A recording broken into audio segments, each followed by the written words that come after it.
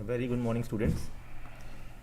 So today we will talk about a very important and very common parasitic infection. It is known by the name giardiasis, and we will also talk about another group of organisms which are responsible for again intestinal problems, and they commonly are responsible for diarrhea and other such presentations, in particularly in patients who have a low immunity or they are immunocompromised. So the today's topic is giardiasis and intestinal coccidiosis. So starting with Giardia lamblia, which is the causative protozoan responsible for giardiasis in human beings. So to begin with, I think we should start with the classification part, because we already discussed about classification in the introductory lectures on parasitology, but then again we will like to repeat that.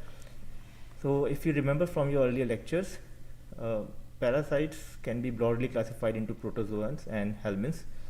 And amongst the protozoans, when you classify based on the organs of locomotion, then you have some important groups to which most of the human parasites belong to. So amongst those, Sarcomastigophora, Ciliata, and then Epicomplexa. These are three major phyla where you will find most of the human protozoan parasites belong to. So Giardia lamblia is a flagellate. Now this organism is a flagellate, so it should belong to Sarcomastigophora. So it says it belongs to Sarcomastigophora. So that is how you should start remembering your classifications. So Giardia lamblia belongs to genus Giardia. It belongs to class Zoomastigophora, which is a part of Sarcomastigophora, and order Diplomonadida. Now this parasite was first seen by Leeuwenhoek while he was examining his own stool specimen. So that is how Giardia was first recognized. Now Giardia lamblia is also called as Giardia intestinalis or duodenalis, and this is the species which infects human beings. So this is the species which is responsible for human infections, but there are other species which can cause infections in other mammals as well as birds and other group of animals. So Giardia lamblia is also known as Giardia intestinalis or duodenalis because this is the commonest habitat or the part of the body where you will find these parasites. Now, this parasite has a worldwide distribution. You can find it anywhere in the world, and the habitat of this parasite is primarily the duodenum and upper part of jejunum of man. So this is the most common site where this parasite is going to cause infection in the intestine.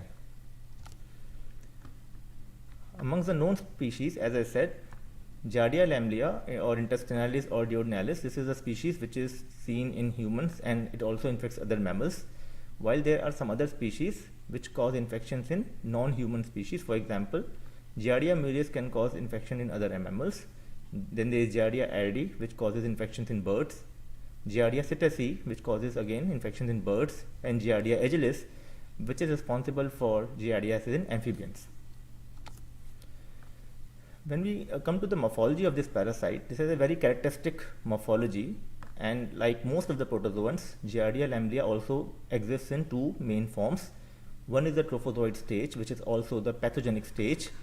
This is responsible for the disease manifestations, and the other is cyst stage, which is the infective stage and which is responsible for transmission of infections between different hosts. When you have a look at the trophozoite, you find that its size is around 14 by 7 microns. It is a very typically bilaterally symmetrical structure. When you have a look at it, it looks like a flat structure which has a tennis or badminton racket shaped morphology. It's a badminton or tennis racket shaped morphology when you see it from flat, so from front. When you view from side, then it gives a appearance as if it is a longitudinally split pair. So this is how it looks when you see it in side on. Now, anterior end of this parasite, the trophozoite, is rounded, while the posterior end tapers into a sharp point. So this is how this trophozoite can be easily identified, and when you see it in wet mounts, it has a typical falling leaf motility. So that is how again you can suspect this parasite when you are examining stool specimens of patients. So as I said, this is a bilaterally symmetrical structure, and all the organs in this trophozoite, you will find them in pairs. For example, there are 2 nuclei, there are 2 exostyles, there are 4 pairs of flagella. So this is how you will identify this trophozoite.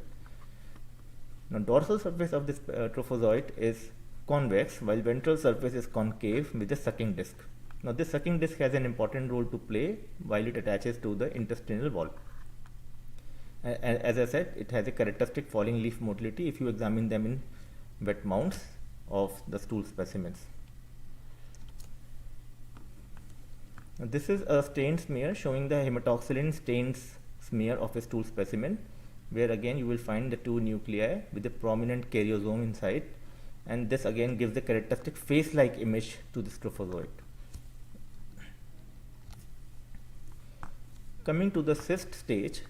Now, as I said, cysts are the infective forms for this parasite, so they are important for transmission. The size is a little smaller than the trophozoite. It is around 12 by 7 micron meters, and shape is oval. This is an oval structure. So when you see in the stool specimen, you will identify this structure of this size, which is oval, and you will find the refractile exostyles inside. This is a diagrammatic representation. The two exostyles lie more or less diagonally across the length of this of the cyst, and based on these structures, you should be able to identify the cyst easily in this while you are doing microscopy. Also, you will find 4 nuclei. Either they are clustered together at one end of one end of this cyst, or they may be distributed two at each pole.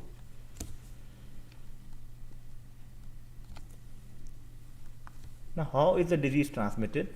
So primarily it is a person-to-person transmission, and it's a fecal-oral transmission. So if a person who is infected passes the cyst in the stool specimens, and the stool is contaminating the water sources, so this is the most likely way by which, if you are drinking untreated water which is contaminated by the cyst of a patient, passed from a patient, then you can acquire the infection. Some of the activities have a higher risk of transmitting the infection. For example, water sports, where surface contamination may be there, and watershed contamination is also possible. So all these things increase the chances that if you are participating in some water sports or drinking water from some untreated wells or maybe ponds, so this is a situation where you can acquire the infection if there is a contamination of the water with the feces of an infected person. Now, it has also been reported to be sexually transmitted between the sexually active male homosexuals and persons in custodial institutions because of the altered habits in these people. Coming to the life cycle, as I said, there are two main stages, which are trophozoites and cysts for this parasite. Trophozoites are the pathogenic forms which are responsible for disease manifestations. They live inside the duodenum, jejunum, and upper ileum, and they attach to the intestinal brush border and the mucosal surface. However, these organisms are non-invasive. They just attach to the surface of the microvilli, the brush border, and they disturb or they affect the absorption part of the brush border. So this has some role to play while causing disease manifestations in a person. Now, the adhesive disc on the ventral surface helps the parasite to attach over the surface of epithelial cells. Now, while they are attached and they are staying inside the intestine, these trophozoites will divide rapidly by binary fission. However, as this organism reaches colon, it is under this alkaline conditions and adverse conditions for this parasite, it is stimulated to transform into the cyst form. So it undergoes encystation, and these cysts are then passed with the stool. So when they are transforming, they again basically transform into a characteristic cyst, which is oval cyst with thick walls with 2 to 4 nuclei, and these are the infective stages which can be acquired by a next person by the fecal-oral route. This is a diagrammatic representation of the life cycle here. As we have discussed, this is the same thing represented in a diagrammatic form.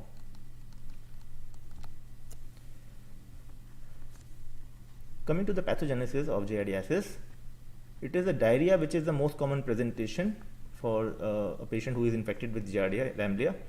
Occasionally, the patient may present with malabsorption syndrome, and this is the result of a complex interaction of Giardia with the host which can be humans or it can be other mammals. Infection generally occurs after oral ingestion of as few as 10 to 25 cysts, so the infective dose is quite low, so you can easily acquire the infection in case it is contaminating your food or water. After excistation, the trophozoites will colonize and multiply in the upper small bowel. They multiply by binary fission, and they adhere to the human gut primarily via the adhesive disc, but they may also involve some specific receptor ligand interactions. So based on the studies which have been conducted on this parasite for the pathogenesis, we have some information available, but still there are a lot of things to know. So basically it is the adhesive disc along with probably some specific receptor ligand interaction which is contributing to the attachment of the trophozoites to the intestinal lining. Several pathogenic mechanisms have been postulated. Many of these may be considered as hypothesis still, because many of things are still not very clearly proven. So some of the postulated mechanisms for giardiasis manifestations are disruption of brush border by the attachment of these trophozoites to the brush border. Mucosal invasion has also been postulated as a mechanism, but still we consider this organism to be a non-invasive organism. It attaches to the brush border only. Also, the elaboration of an enterotoxin has been postulated, that it may be an enterotoxin which may be contributing to the pathogenic mechanisms. And also there is a stimulation of an inflammatory infiltrate leading to the fluid and electrolyte secretion, which can also contribute to villus changes, and this may also be contributing to the disease manifestation in terms of diarrhea or malabsorption, which we see in giardiasis. Now there is a cysteine-rich surface protein, also termed as variant-specific surface protein, which is responsible for a lot of antigenic variation within the species. So this antigenic variation in the species will help the parasite to evade the immune response.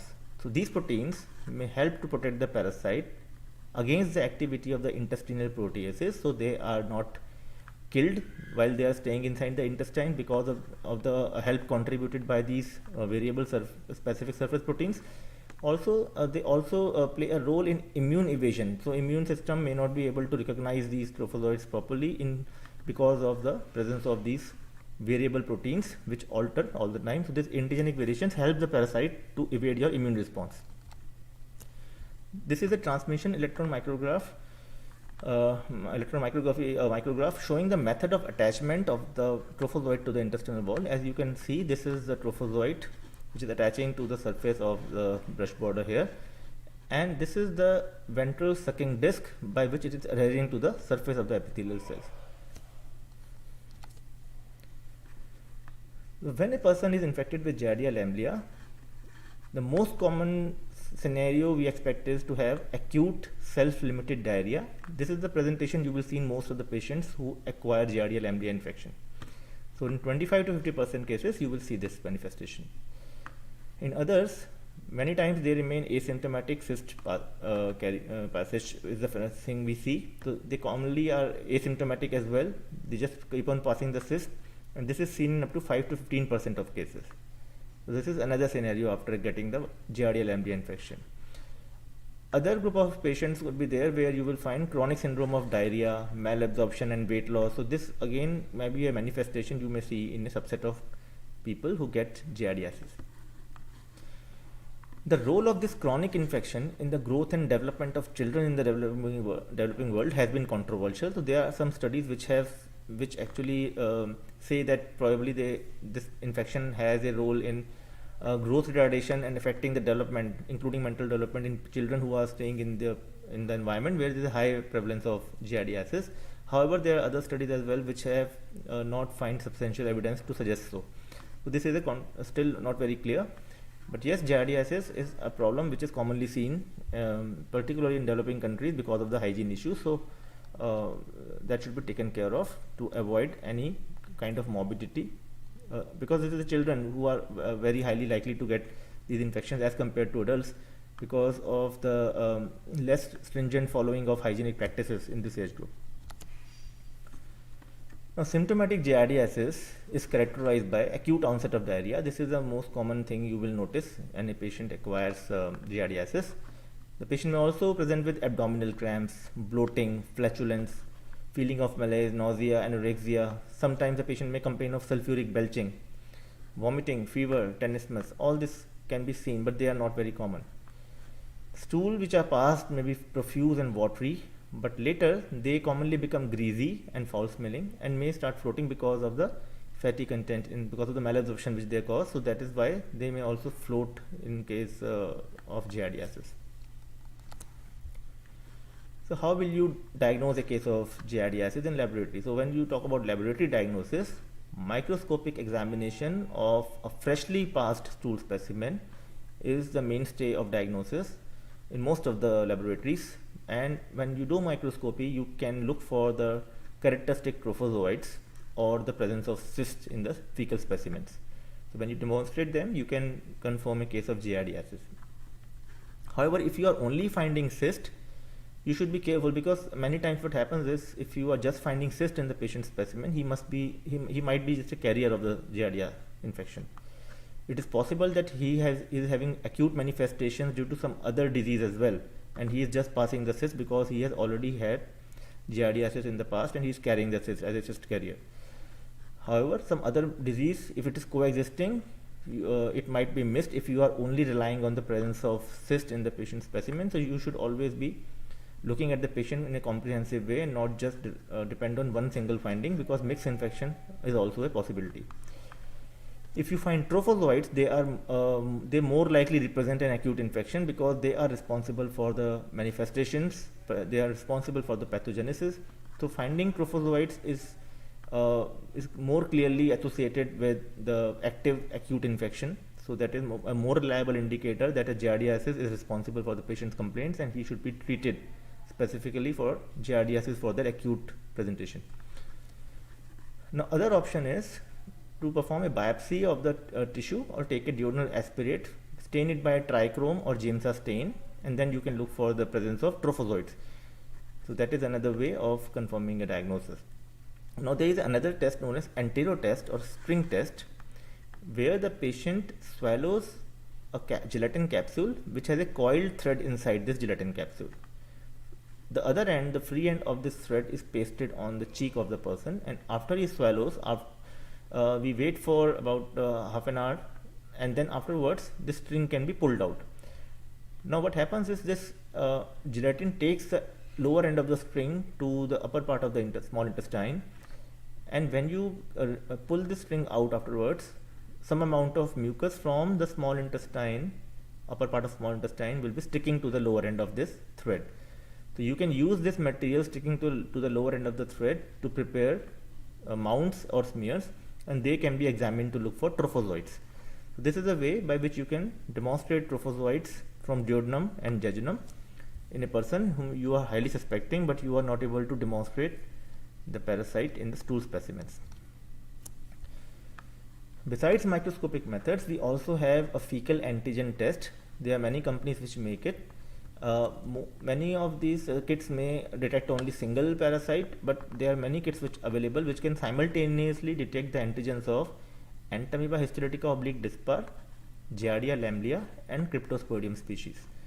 So they have very high sensitivity, and they can also be used for confirming or diagnosing a case of giardiasis wherever possible.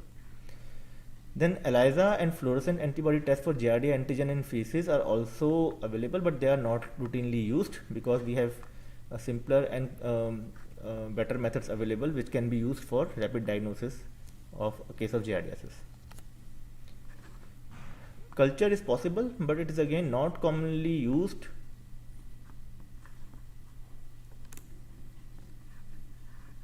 Culture is possible, but is not commonly used for routine diagnosis. Of the Giardia species, only Giardia lamblia has been successfully cultured in vitro. For example, we have TYIS33, which is Keister's modification, also known as the other option of medium is Diamond's medium. They can also be used for culturing Giardia species.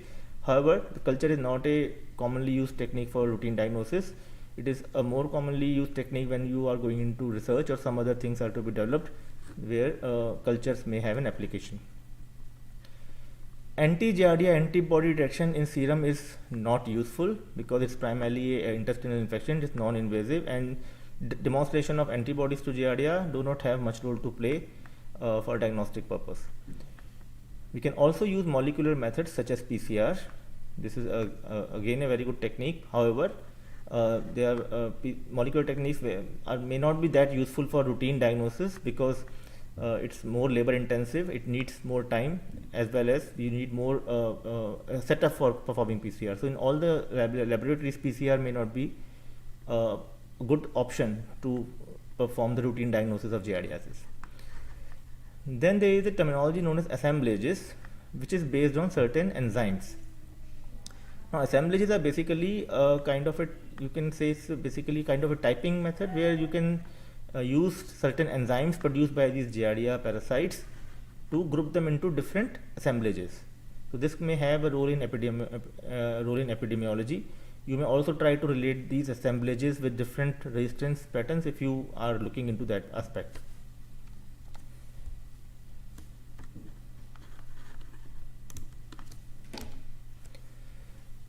So for treatment, there are multiple options available which are quite effective. Tinidazole and metronidazole are the drugs of choice which are commonly used for treating giardiasis. Other options include furazolidone and paromomycin, which again have good efficacy against this parasite. Prevention is also very important, because if you are following proper hygienic practices, if you have a good personal hygiene, then you can avoid getting this infection. This requires proper handling and treatment of water. This is the most important zone by which, if you are taking care of your water, then you reduce your chances of acquiring giardiasis to a large extent. Chlorination is a very effective method which is alone is sufficient to kill the cysts of Giardia lamblia. Boiling of water is again very effective way to kill all the protozoan cysts. So these are the methods by which you can stop the transmission of giardiasis in any setup. Coming to our next group of organisms, which is intestinal coccidia. Now, as I said, we talked about Giardia lamblia, which belongs to Sarcomastigophora. It's a zoomastigophora belonging to Sarcomastigophora phylum. Now, this intestinal coccidia belong to phylum Epicomplexa.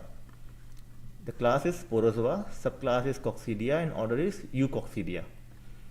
Now, there are many other epicomplexans. If you remember from earlier classes, they include many important diseases like malaria, babesiosis, even toxoplasma. There are many other epicomplexans which have contributed largely to human infections. But this is again a parasite which belongs to this phylum Epicomplexa, and we have three major coccidia which cause human disease. This includes Cryptosporidium species, Cystoisospora belli, and Cyclospora caetanensis. So we will talk about them individually in the subsequent slides. The asexual and sexual reproduction both are seen in these parasites, and they are intracellular parasites. They will undergo these changes inside the epithelial cells in a single host. At the end of the sexual cycle, you find that oocysts are formed which are excreted into the environment and passed with the fecal specimens. The oocysts can immediately or after a period of maturation are able to infect another host. So oocysts may be infectious immediately after they are passed, or they may become infective after a period of maturation in the environment. So the most common of the three coccidian parasites which we encounter is Cryptosporidium species. In 1976, it was the first human case which was identified, and subsequently in 1983, it was associated with AIDS because a higher frequency and severity of the disease was seen in patients who were suffering from AIDS.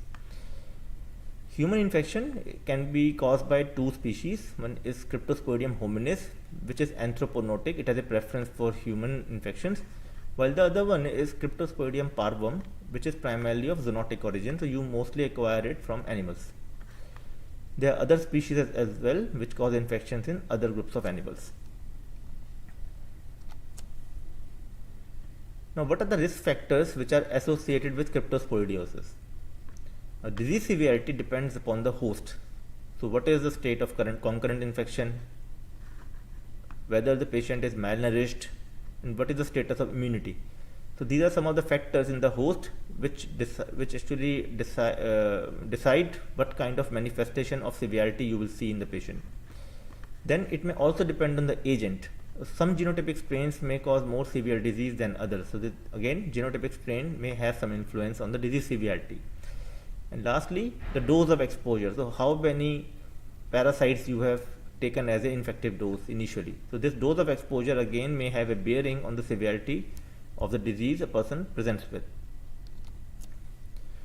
This is again primarily a fecal-orally transmitted infection. It is acquired from contaminated food or water which have been contaminated by the oocyst passed in the feces of the infected host. There have been cases where aerosols have also been implicated in transmission of infection, and in these cases respiratory manifestations are seen. So it's a respiratory route, which is again a route which may be seen in some of the patients. The inoculum for this parasite for causing infection is around 132 oocysts, and incubation period is around 1 week. Now when these oocysts are passed in the stools, they can remain infectious for up to 6 to 8 months. So they have a very high durability, you can say. So they will stay in the environment, they can resist the environmental stresses for a long time and may survive for up to 6 to 8 months.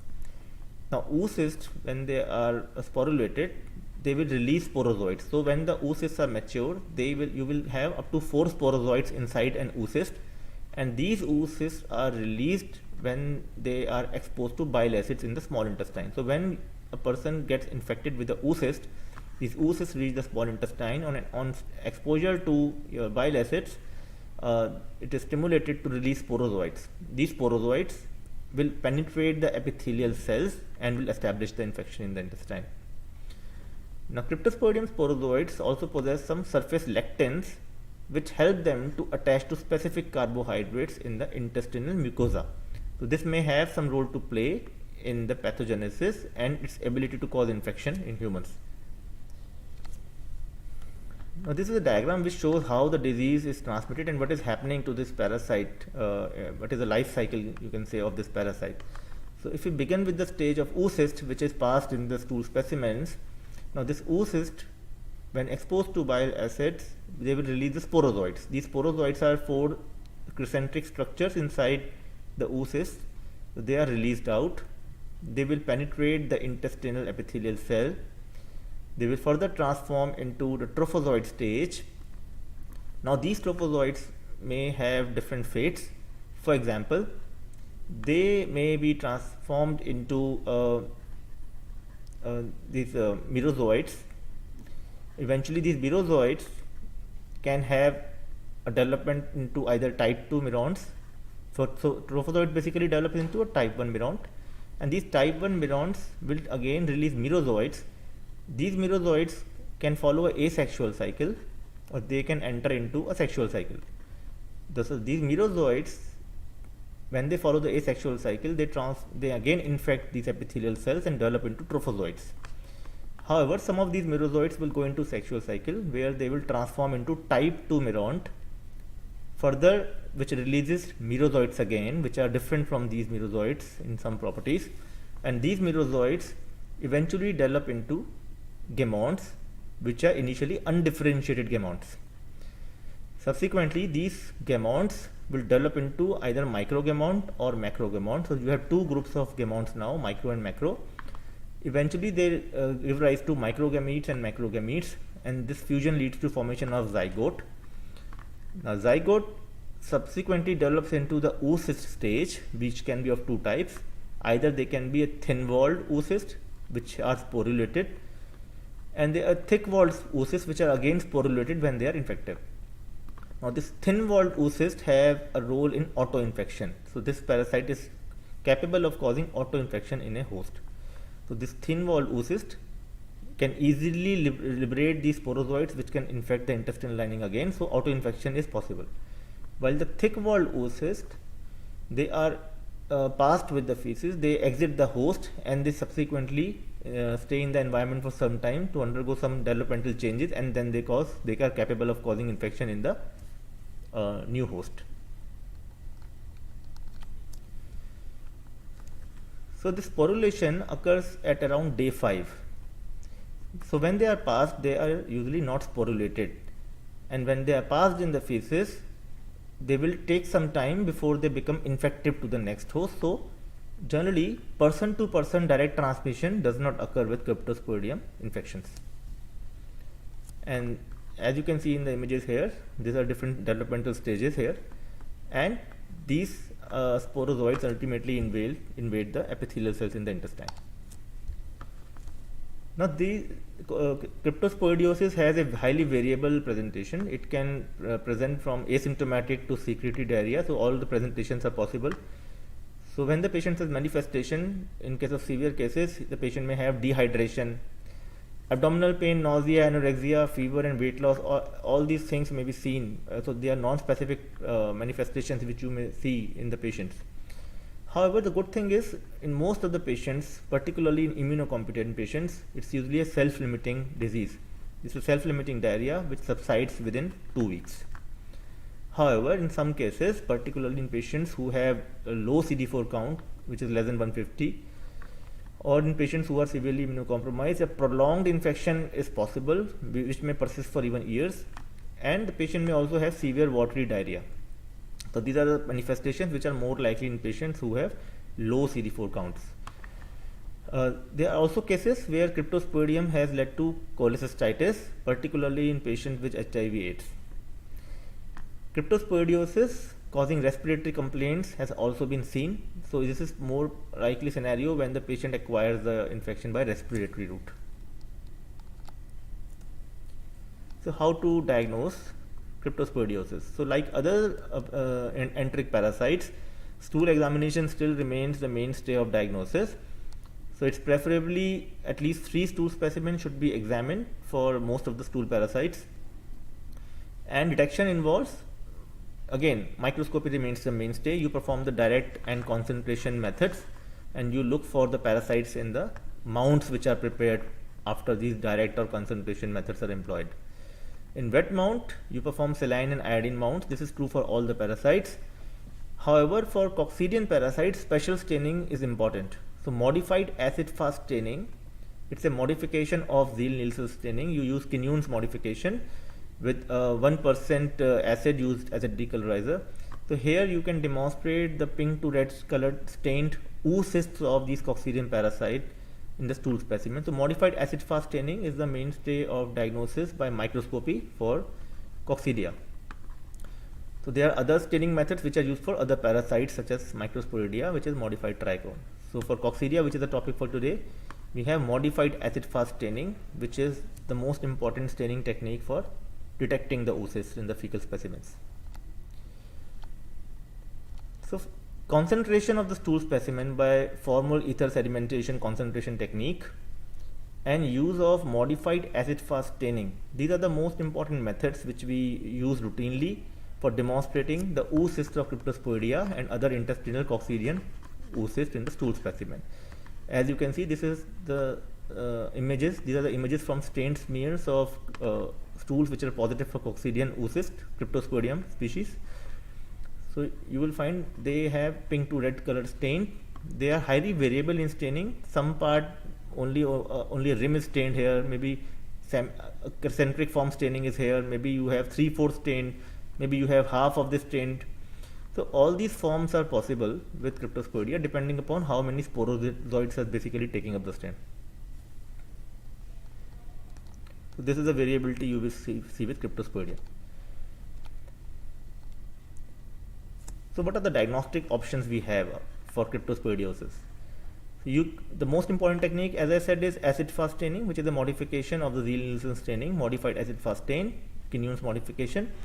It has a low cost. However, it has a lower sensitivity and specificity than as compared to some of the other techniques, but it has many advantages in terms of the low cost, and most of the labs can employ this.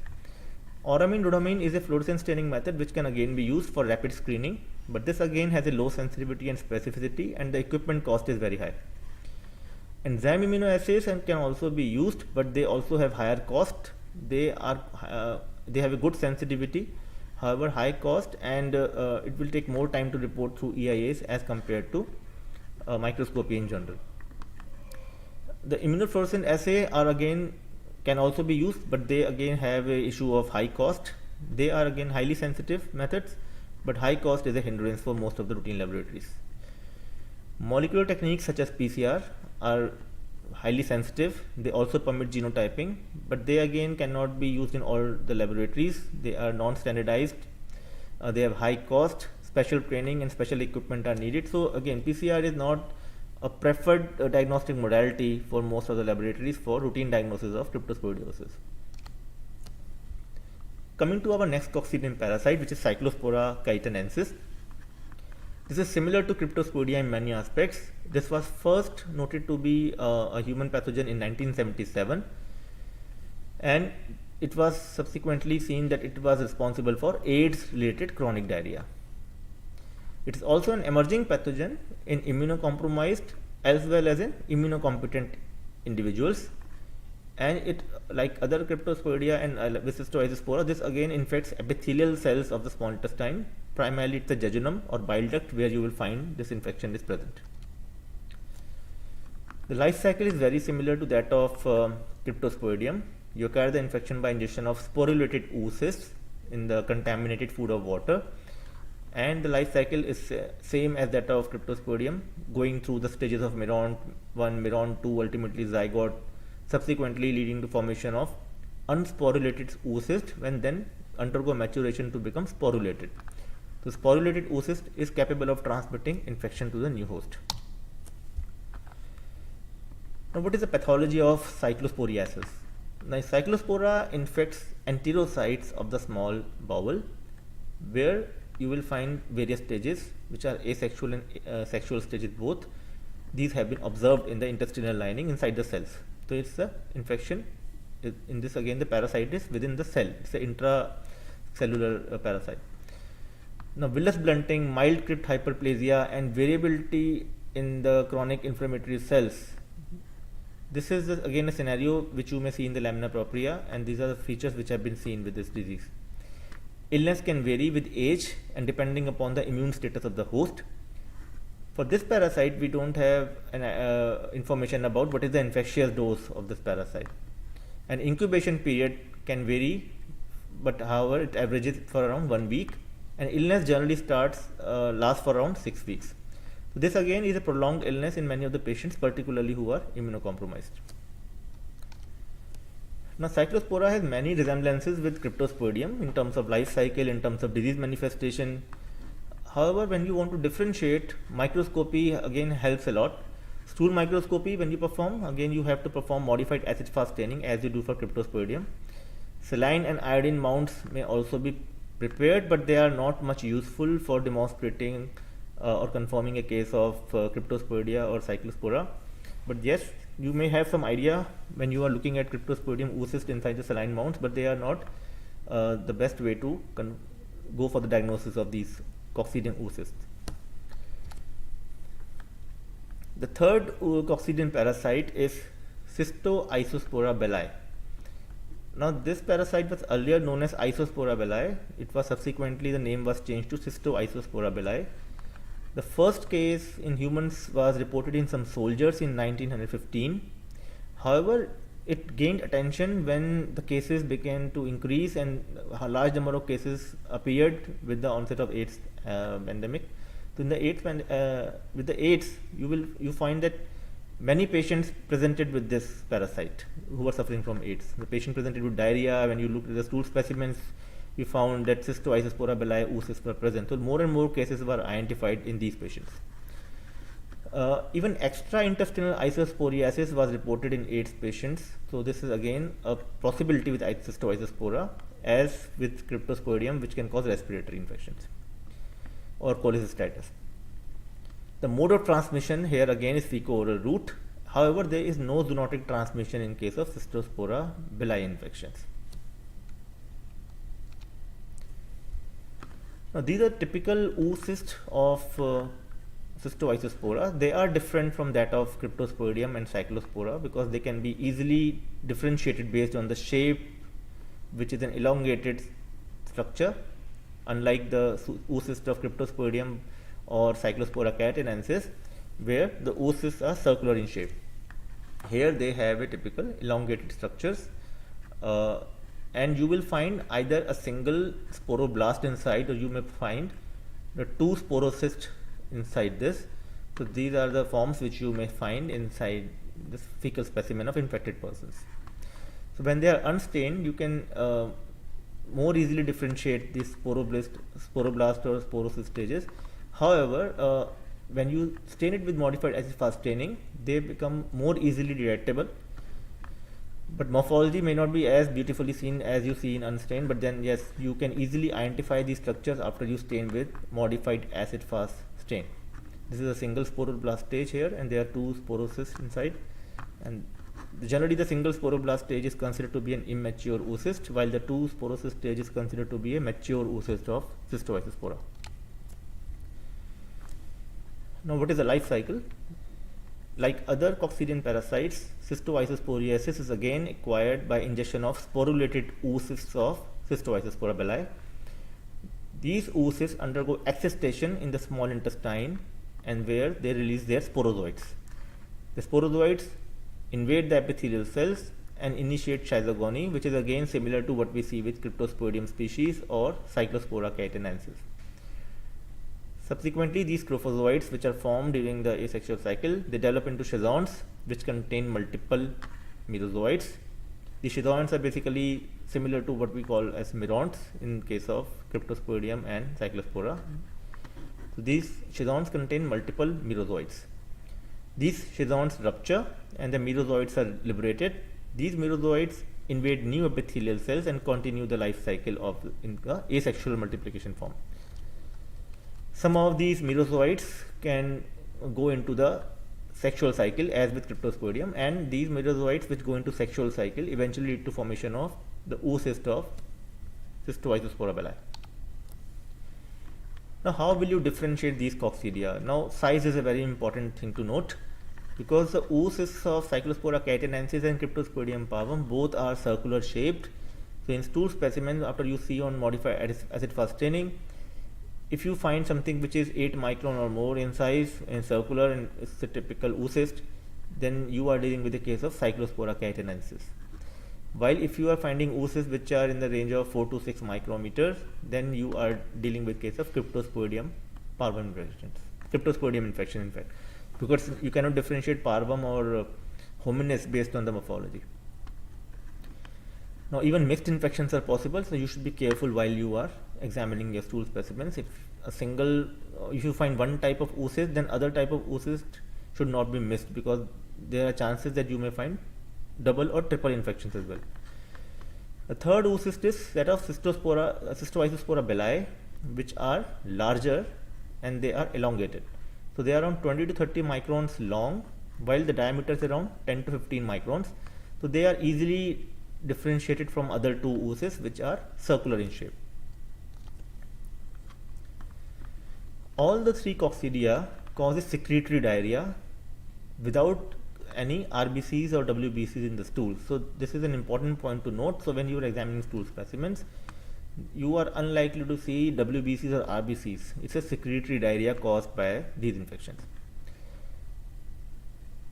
Most of these coccidian parasites may not be easy to demonstrate when you are performing routine stool examination for ova parasites, where you are just looking at the saline or iodine mounts. So you need to perform modified acid fast staining, which is particularly important when you are demonstrating these three coccidian parasites.